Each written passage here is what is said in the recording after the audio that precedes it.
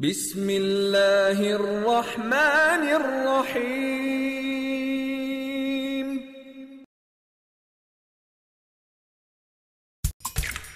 Get tempted by mouth-watering, juicy pineapples. Chill out with refreshing tropical fruit cocktails.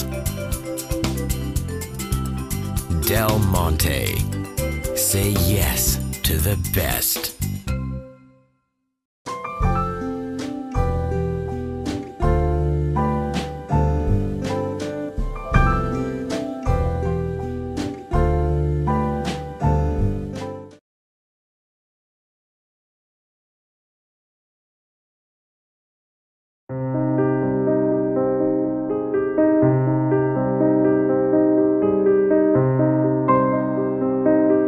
अस्सलाम viewers, economic with Zeeshan merchant के साथ part 3 में हम इस प्रोग्राम के आ गए हैं। इंटरेस्टिंग इश्यूज़ पे हमने हाईलाइट किए हैं, इश्यूज़ को उस पर डिलिब्रेशन भी किए हैं। अंजुम साहब ये कहते हैं कि अगर हम कुछ पॉलिसीज़ को प्रॉपर्ली इम्प्लीमेंट करें तो पाकिस्तान, कोई वजह नहीं है कि 3 से 4 साल में इंडिया, मलेशिया और दूसरी ऐसी हमारी रीजनल जो कंट्रीज़ हैं उनके बराबर आ सकता है। अंजुम साहब, ब्रेक से पहले मैं आपसे टैक्सेशन सिस्टम ऑफ पाकिस्तान के बारे में बात कर रहा था। आपने बड़ी तल्ख हकीकत बताई कि एग्रीकल्चरल सेक्टर पाकिस्तान का टैक्स नहीं देता। आपने ये भी कहा कि इंडस्ट्रियल सेक्टर सिर्फ टैक्स दे रहा है। आपने कहा कि सर्विसेज सेक्टर टैक्स नहीं दे रहा। तो थोड़ा सा मैं यहाँ वजाहत कर दूँ कि सर्विसेज सेक्टर का जो टैक्स है गो के इस वक्त कुछ कम है, लेकिन इंडस्ट्री से ज़्यादा है। मैं आपको इसमें कंट्रीब्यूशन जो है इंडस्ट्री से ज़्यादा है। और ये आपकी बात बिल्कुल बजा है कि एग्रीकल्चरल सेक्टर कोई टैक्स नहीं दे रहा। क्यों नहीं देता एग्रीकल्चरल सेक्टर, क्या वजह है? मैं दिशा भाई, आपने बड़ी अच्छी बात की। मैं समझता हूँ टैक्स पे भी लोगों को पता होना चाहिए क्या, क्योंकि हमें अवेयरनेस, हमारा काम है लोगों को अवेयर करना, और ताकि वो सवाल कर एक आदमी को बड़ी तकलीफ है, वो समझते हैं शायद बिजनेस कम्युनिटी पाकिस्तान की खाली पैसा बनाती है, गाड़ियों को नजर आती है, उनको मिले नजर आती है, शायद ये टैक्स चोरी करते हैं। उन्हें ये नहीं पता कि आप 35% टैक्स दे रहे हैं। लेकिन मैं इनको ये बता दूं, पहले हम लेकर 100 पे है पाकिस्तान के अंदर, 100 पे पाकिस्तान टोटल कमाता है, तो उसमें लोगों को क्या टैक्स देते हैं? पाकिस्तान का जो 100 पे की कमाई, अगर जीडीपी को 100 पे ले लें तो पाकिस्तान की जीडीपी के अंदर पाकिस्तान की बिजनेस कम्युनिटी का हिस्सा इस वक्त आज 25% है तकरीबन। लेकिन जो बिजनेस कम्युनिटी टैक्स देती है, बिजनेस कम्युनिटी से मतलब जो बिजनेस के अंदर, चाहे उनकी इंडस्ट्रीज हो, चाहे ताजे हो, चाहे स्मॉल हो, चाहे मीडियम, चाहे लार्ज स्केल, ये टोटल देते हैं 62% टैक्स। 100 में से 62% टैक्स, 62 रुपीज टैक्स जाता है बिजनेस कम्युनिटी से। मेरा फिगर नहीं, मैं बताता हूँ, 9% टैक्स टू जीडीपी, मैं 100 रुपए में 9 रुपए नहीं ऋषा भाई, जहाँ तक पाकिस्तान का टैक्स टू जीडीपी रेशियो है जो आज 9% है, बल्कि 9% से भी नीचे कम आ गया, एक्जैक्टली 8.8% इस वक्त हो चुका है जब मैं आपसे बात कर रहा हूँ।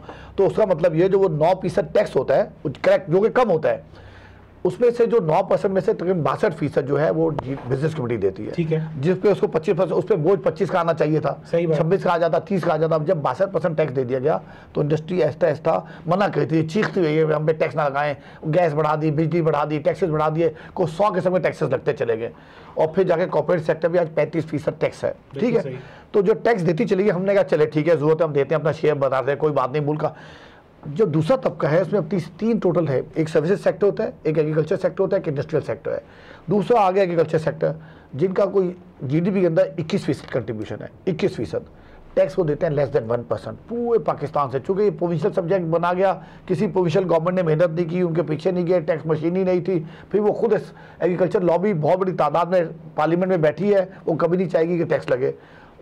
उसका एक बहुत बड़ा नुकसान मुल्क को होगा कि हम अपना रेवेन्यू कभी भी आगे बढ़ा ना सके बेस। अगर आप एग्रीकल्चर को फिलहाल जो 1% टैक्स देते हैं हटा दिया जाए, अगर हटा दिया जाए और खाली आप कहेंगे हम ये 25 और सर्विसेज सेक्टर 53 लेते हैं, तो हमारा टैक्स टू जीडीपी रेशियो बढ़ जाए। लेकिन एग्रीकल्चर के ना आने की वजह से थर्ड है सर्विसेज सेक्टर, जो कि बहुत बड़ा सेक्टर, जो तकरीबन 53-54% बनता है, वो 54% आज अपना टैक्स कहीं 32-33% के करीब देते हैं। अगर वो भी अपना पूरा 53% अगर अपना पूरा शेयर उसके अंदर कंट्रीब्यूट कर दें, जिसके अंदर देखें ना, बहुत, मैं किसी प्रोफेशन के खिलाफ नहीं हूँ, चाहे लॉयर्स हों, चाहे डॉक्टर्स हों, मैं नहीं कहता सब डॉक्टर्स नहीं देते होंगे, सब वकील नहीं देते होंगे, लेकिन कम दे रहे हैं बहुत बड़ा। तो ये अलमिया है कि आज 65 साल बाद हम खाली 9% तक पहुँच पाए। जो मैंने कहा हम खाली सोमालिया, इथोपिया से कंपेयर कर सकते हैं कि बेल्जियम, अर्जेंटीना, आप नीचे तक चले, इजिप्ट भी 18% है, फिजी भी 14-12% है, ये सब रीजन हमसे बहुत आगे चले गए। तो बहरहाल अब जब टैक्स की सूरत हाल ये होती है तो आप कहते हैं जी अब टैक्स कहाँ से लाएं, टैक्स लोग देने आते नहीं हैं। देखिए बिजनेस कम्युनिटी को जरूर पकड़ा जाएगा टैक्स नेट में ना हो। अगर मैंने 15 गाड़ियाँ रखी हुई हैं और मैं टैक्स नहीं दे रहा, मैंने एक गाड़ी दिखाई है और 14 छुपाई है, तो मुझे सज़ा मिलनी चाहिए, मुझ पर पेनल्टीज होनी चाहिए। आपने बिजनेस कम्युनिटी में तो ये टैक्सेस ड्रैकोनियन लॉज बना दिए हैं कि ये नहीं होगा तो आप यहाँ जाएंगे, वो फैक्ट्री में छापा लगेगा, ये आ जाएगा, वो आ जाएगा, FI है। लेकिन ना कभी किसी को आपने अखबार में आए थे पिछले 50-65 साल में सुना किसी ऑडियंस ने देखा कि किसी एग्रीकल्चर का भी टैक्स चेक हुआ हो? तो ये एक बहुत बड़ा आदमी है। 2 साल से हम सुन रहे हैं कि 7 लाख टैक्स पेयर्स ढूंढ लिए गवर्नमेंट ने। देखिए आज तक कोई ये 7 लाख टैक्स पहुंचना एक, मैं समझता हूँ एक हमें बेवकूफ़ बनाने की कोशिश की गई है। इतना 7 लाख में से आज 7,000 अफराद भी नहीं पकड़े गए, नोटिस जरूर दिए गए होंगे, लेटर जरूर भेजे होंगे, लेकिन कोई प्रैक्टिकल अमाउंट हमने देखा जी ये इनको देखा पकड़ा गया कि अंजुम साहब से हमने 10 करोड़ लेना था तो हम ले सके, तो ये नहीं कर पाए। और जब तक आपका टैक्स बेस नहीं बढ़ेगा आप अपने दूसरे जो सोशल सेक्टर, देखिए कितनी बदनसीबी की बात है। हम कहते हैं जी हमने बेनिफिशियरी इम्पोर्ट्स, अगर ये प्रोग्राम ना होता तो मैं जो एक्चुअली गवर्नमेंट का एक प्रोग्राम है जिसको मैं पर्सनली तौर पे अप्रिशिएट करूँगा, हालांकि हम ये खिलाफ है कि लोगों को पैसे दिए जाए, कैश दिए जाए, लेकिन जो आपकी मिनिमम गुरबत थी, जिनको असेक्स नहीं है, यहाँ के वहाँ तक पहुँच नहीं सकते पाकिस्तान के रिसोर्सेज पे, क्योंकि पाकिस्तान के रिसोर्सेज पे दूसरे तबके ने कब्जा किया हुआ है, तो गरीब बेचारे कुछ ना कर सके। तो आज बेनज़ीर इम्पोर्ट्स प्रोग्राम 10 से 15 से 20 70 अरब तक पहुंच गया है। ये 70 मैं कहता हूँ चले आज हम दे रहे अच्छी बात है, लेकिन अगर ये इंडस्ट्रियल सेक्टर में या प्राइवेट सेक्टर लगाता या हम अपने हेल्थ केयर पे लगाते, एजुकेशन पे लगाते। नहीं, मैं आपको यहाँ इंटरप्ट करूँगा, क्या हम ये लोगों को भिखारी नहीं बनाते? मैं तो कह रहा हूँ, मैंने कहा ना मैंने कहा बुनियादी तौर पर मैं इस चीज़ के खिलाफ थे, लोगों को बनाते, लेकिन जब गवर्नमेंट कोई हल नहीं था, ये पैसा चूंकि उस तबके को, क्या बेहतर नहीं होता कि हम माइक्रो फाइनेंस से स्मॉल लोन्स देते हैं? देखिए जी निशान, ये जो आप देखे आप एंकर, मैं ऐसे एंकर में आपको ऐसे अप्रिशिएट करता हूं, आपने ये सवाल उठाया। आज SME की आपने बात की, देखिए SME इतना इंपॉर्टेंट है जो हमने टोटल इग्नोर किया हुआ है। स्विट्जरलैंड के अंदर, जर्मनी के अंदर, जापान के, जो 3 मुल्क में आपको मिसाल दूं, ऐसे सैकड़ों, मैं 30-40 ममालिक की दे सकता हूँ, लेकिन ये 3 मुल्क, स्विट्जरलैंड की इकोनॉमी के अंदर SME का कंट्रीब्यूशन 99% है। आप जाके वेब पे देख लो जो मैं की बात करूँ, जर्मनी में 92% है, जापान में ओवर 90% है। पाकिस्तान के अंदर SME का कंट्रीब्यूशन लेस देन 25 रह गया, 35 से होते होते। जब आप SMEs को, जो छोटा तबका है वो बिजनेस करना चाहता है, वो एक लेट मशीन लगाना चाहता है, वो कोई छोटा अपना फार्म चलाना चाहता है, वो फिश फार्म चलाना चाहता है, वो कहाँ से रिसोर्सेज ले? बैंक तो नहीं देता, क्योंकि गवर्नमेंट ऑफ पाकिस्तान सारा पैसा तो गवर्नमेंट ऑफ पाकिस्तान खुद लेके जा रही है, 1200 बिलियन ऊपर ले चुकी है। तो टैक्स स्ट्रक्चर, अच्छा टैक्स स्ट्रक्चर पाकिस्तान में कैसा बना दिया गया? ड्रैकोनियन लॉज बना दिए गए। जब आप तो इसको जब मैं बात करता हूँ, जो मैंने पिछले एक प्रोग्राम में आपसे बात की थी लास्ट टाइम, कि जब इन्वेस्टमेंट क्लाइमेट क्या होती है, इन्वेस्टमेंट क्लाइमेट ये होती है, हाँ टैक्स चोर को सजा जरूर दी जाए, चेक एंड बैलेंस होना चाहिए, लेकिन आप इन्वेस्टमेंट क्लाइमेट ऐसे कीजिए कि जो इन्वेस्टर अपना पैसा छुपा के बैठा है या कहीं और लगा रहा है या लॉकर में रख के बैठा है या बैंक अकाउंट में फ्रीज करके बैठा है, वो आए बाहर निकले, वो इन्वेस्टमेंट का इस मुल्क के अंदर। तो टैक्स इन्वेस्टमेंट क्लाइमेट क्रिएट होगी, इंडस्ट्रियल, जब आपकी इंडस्ट्री का साइज़ बढ़ेगा, इंडस्ट्री लगेगी, मशीनें बढ़ेंगी, तो आपका टैक्स रेवेन्यू बढ़ेगा।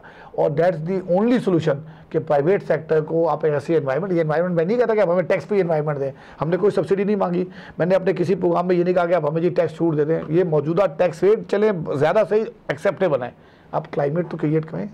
तो जब आप टैक्स बेस आपका खाली, आप कम से कम 14-15% तो लेके जाएं। आप अमेरिका से तो 1-1 बिलियन डॉलर के लिए हमने उनको नेटो के दरवाजे खोल दिए। अपने आपने जो बात की थी एक प्रोग्राम के अंदर कि हम नेगोशिएशन बेहतर नहीं कर सके, हम शायद इतने टेबल में बैठ के कॉन्फिडेंस नहीं होते, क्योंकि हमारी पोजीशन बहुत वीक होती है, हमने अगले हफ्ते फिर भीख मांगनी होती है, फिर कशकोल लेके जाना होता है। ये 1.5-2 अरब के बदले का अपना टैक्स बेस बढ़ा लें जो मुल्क में मौजूद है। देखें ना, रिटेल सेक्टर पाकिस्तान का बहुत बड़ा रिटेल सेक्टर है और वो बिजनेस कम्युनिटी का एक हिस्सा है, समझे। अगर वो जब तक टैक्स रेट में नहीं आते, लाखों 2 लाख के कई पाकिस्तान में। आप मुझे ये बताइए कि गवर्नमेंट ने जब भी कोशिश की, जब भी सर्वे फॉर्म लेके आए, तो क्या चेंबर्स इसके खिलाफ नहीं होते? मैं उसमें एक आपको तशरीह बड़े अच्छे, ये आपने क्या इस स्टेप को, डॉक्यूमेंटेशन स्टेप को हर फोरम से बहुत ज़्यादा वो नहीं किया गया, फोर्स नहीं किया गया कि इसको रोक दिया जाए? आपने वो थोड़ी चुके, बिल्कुल आपकी एक बात मैं समझता हूँ, इससे लिंक है और लोगों ने ये महसूस किया होगा, शायद चैम्बर्स या ट्रेड बॉडी ने होगा।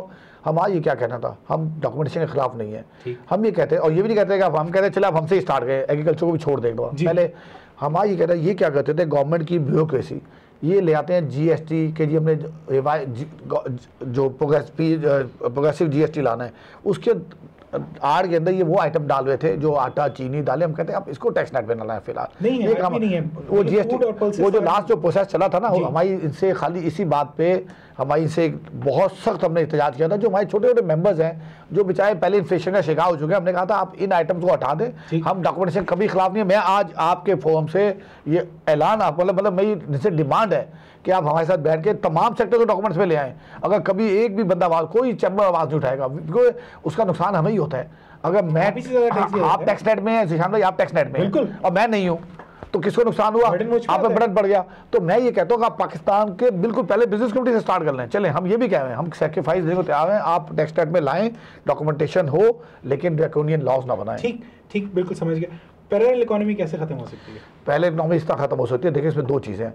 एक तो पाकिस्तान के अंदर इंपोर्ट ड्यूटीज़, इंपोर्ट टैक्स, पहले इकोनॉमी देखिए एक चीज़ में आपने 70% इंपोर्ट ड्यूटी लगाई हुई है। मिसाल पाकिस्तान की इंपोर्ट आज 44 बिलियन डॉलर्स हैं, जिसमें अगर $12 अरब पेट्रोल के निकाल दो तो $36 अरब प्राइवेट सेक्टर इंपोर्ट कर रहा है। जो $36 अरब के अंदर ये है कि आपकी कंज्यूमर आइटम्स पे FMCG जो डेवलप होना चाहिए था, पाकिस्तान में रिटेल सेक्टर आपने डेवलप कभी ना किया, अब स्टार्ट हुआ है, तो वो पे आपने ड्यूटी 70, 80, 60%, 35 टोटल इंसिडेंट पड़ता है। तो वो क्या होता है, लोग फिर पैरेलल इकोनॉमी तरफ जाते हैं, वो स्मगलिंग की तरफ जाते हैं। तो और पैरेलल इकोनॉमी क्या, वो सेक्टर जैसे मैंने आपको बताया था, तो एक एग्रीकल्चर सेक्टर या सर्विसेज सेक्टर के अंदर जो टैक्स में नहीं कहते, वो समझते हैं बहुत ईजी है। फिर चूंकि लॉज इतने सख्त हैं, मैं समझता हूँ कि मैं टैक्स नेट में नहीं हूँ, मैं समझता हूँ मैं बहुत बेहतर हूँ ज़ीशान से। इसकी मैं हालत देखो, टैक्स नेट में आगे फंस गया है, आज notice, second notice, third notice, PI, FI जो भी। तो हमें, जब मैंने इन्वेस्टमेंट क्लाइमेट की बात की थी, ये वो इन्वेस्टमेंट क्लाइमेट है जब आप क्रिएट करते हैं तो दूसरे का जी चाहे। मैं भी कहूँगा यार ये तो ज़ीशान को ये बेनिफिट है टैक्स नेट का, इसको ये इज्जत मिल रही है, इसको ये एडिशनल बेनिफिट मिलता है, इसको गवर्नमेंट ने ये इंसेंटिव मिसाल के तौर पर, नॉट इन द टैक्स वे। तो ये आप तब उस पहले, आज पाकिस्तान के अंदर तकरीबन एक अंदाजा है, लोग ज़्यादा कहते हैं, लोग कहते हैं 50%, हम कहते हैं जी इवन 30% ले लें तो 30% इज ऑल्सो $80-85 बिलियन पहले इकोनॉमी में है। Absolutely. तो जब $85 बिलियन, हम तो $1-2 अरब के लिए इंतजार करें जी, अमेरिका ने रिलीज कर दिया 1.1 बिलियन, तो सारी कौम खुश है। बहुत मुख्तसर बता दीजिए कि अगर आपको हेल्म्स ऑफ अफेयर पे बिठा दिया जाए तो इन करप्शन के इशू को और ये लॉ एंड ऑर्डर सिचुएशन को आप कैसे इम्प्रूव कर सकते हैं? जो करप्शन है ना, मैं दुनिया में जो मेरा जितना भी तजर्बा है, मैं समझता हूँ सबसे पहले मैं इंसानों का अमल दरामद कम कर। दुनिया में ऐसा होता है, इंसानों का अमल दरामद मतलब ये कि डायरेक्ट राब्ता ना हो। आप दुनिया में जाते हैं, अपने ड्राइविंग लाइसेंस बनाना है, मॉल में गए, आपने मशीन डाला, अपना पुराना लाइसेंस डाला, आपने क्रेडिट कार्ड से चार्ज किया या कैश दिया बैंक को, वो रसीद आ गई। इंसान का ताल्लुक ही नहीं है। जब आप इंसान के बीच में लाते हैं, चाहे टैक्स मशीन नहीं हो, आपकी साल की सेल वेरीफाइड है, दुनिया में GST रेट कम हो। इस मुल्क में जब तक GST रेट नहीं कम होगा, आज 16% से आप इंसेंटिव देते हैं। जो पैरेलल इकोनॉमी की बात है वो इसी वजह से, उसका बहुत बड़ा वजह यह है कि अब GST रेट मुल्क में बहुत ज़्यादा है, नंबर 1।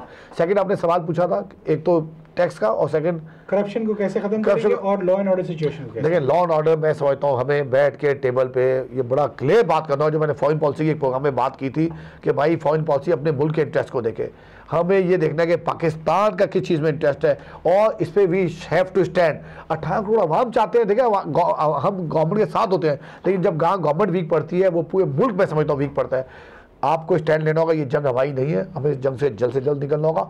इस जंग ने बजाय पाकिस्तान को कहीं बेनिफिट पहुंचाती, बहुत बुरी तरह डैमेज किया है, और इसके साथ 1-2 साल नहीं ज़ीशान भाई, अल्लाह ना कहे, लेकिन मुझे अगले 15-20 सालों इसके इम्पैक्ट कहीं ना कहीं मुल्क में, चाहे वो अनएम्प्लॉयमेंट हो, लॉ एंड ऑर्डर हो, मंशियात हो, पैरेलल इकोनॉमी हो, मईशत तबाह, एक्सपोर्ट हो, मायूसी हो, डिप्रेशन हो, ये सब एक जंग का नतीजा जो हमें डैमेज कर रहा है। अंजुम साहब, thank you very much. Viewers, आज हमने बात की है उन सॉल्यूशंस पे कि कौन से ऐसे स्टेप्स हम लें कि पाकिस्तान की जो गिरती हुई इकोनॉमी जो है संभल जाए, अपने पैरों पे खड़ी हो जाए।